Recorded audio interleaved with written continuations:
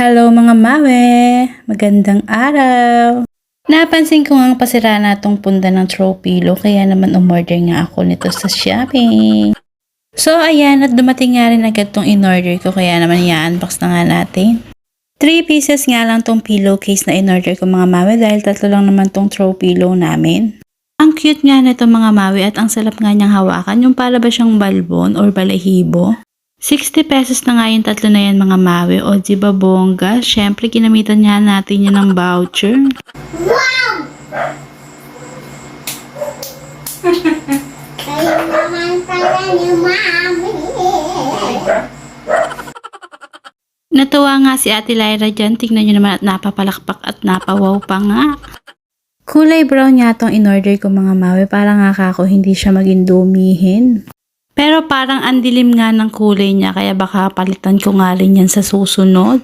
Napansin ko nga ang grabe na nga ang dumi netong sa may bandang ibaba netong aming sopa. Umorder na nga ako ng cover neto pero apakatagal nga na dumating.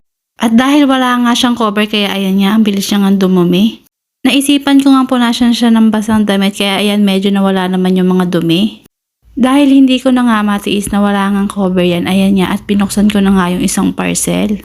Dalawang checkout nga kasi yung ginawa ko sa may cover netong sopa kaya naman yung isa nga ay dumating naman din agad pero yung isa nga ay wala pa dahil pre-order nga yun. Hindi ko nga pinagsabay ng checkout yun kasi syempre sayang naman din yung discount, diba? Kaya tuloy ayan nga at yung isa nga ay dumating na tapos yung isa nga ay hindi pa rin nga dumadating. 1 week na nga yatang mahigit na nandito na nga tong isang cover na to. Pero hindi ko nga siya binubuksan kasi nga bala ko talaga ay hintayin nga yung isa pa para nga sabay-sabay ko na nga silang ikakabit. Alam niyo naman mga mawi, for the vlog nga tayo, diba? Char. Pero ito nga dahil hindi ko na nga talaga mahintay pa, ayan at ikinabit ko na nga tong isa dito sa may isa naming sopa. Kulay gray nga yung in-order ko mga mawi para nga ako hindi maging dumihin. Alam nyo naman at may bata pa nga kami at madalas nga ay meron nga ang kalaro si Ate Lyra kaya naman hindi nga pwedeng mga beige color yung ilalagay ko dyan kahit yun nga talaga yung gustong gusto kong kulay na ilalagay dito. Ako nga lang mag-isa ang naglagay niyan mga mawi at ako nga lang din mag-isa ang nagbuhat-buhat kaya naman talaga grabe nga ang naging pawis ko dyan. Medyo nahirapan nga kasi kung ilagay yan dahil hindi ko nga alam kung paano ba gagawin.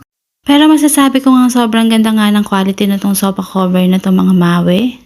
Ang ganda nga ng tela niya at saka nga malambot tapos stretchable nga rin siya. May free na nga rin yung isang pillowcase mga mawe at kay kasama na nga rin siyang foam sticks. Kung magkakabit nga kayo nito ay mas mainam din talaga kung meron kang katulong dahil napakasakit nga sa kamay pag isinuksok mo na nga yung mga foam stick na yan sa gilid-gilid. At dahil talagang grabe na nga akong nahihirapan dyan mga mawe, hindi ko na nga pinakita pa yung buong paglalagay ko dahil inabot na nga ako dyan ng 1 oras.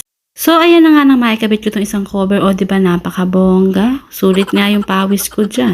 At dahil wala pa nga yung isang cover, ayan at yung bedsheet nga muna inilagay ko dyan at saka yung kumot ni Ate Lyra. Ilang araw lang naman yan dahil pagkatapos ko nga ilagay yung mga cover na yun, nakita ko nga isinip na yung aking order. O siya, yun na lang muna for today's video mga mawe. Thank you for watching. Bye-bye!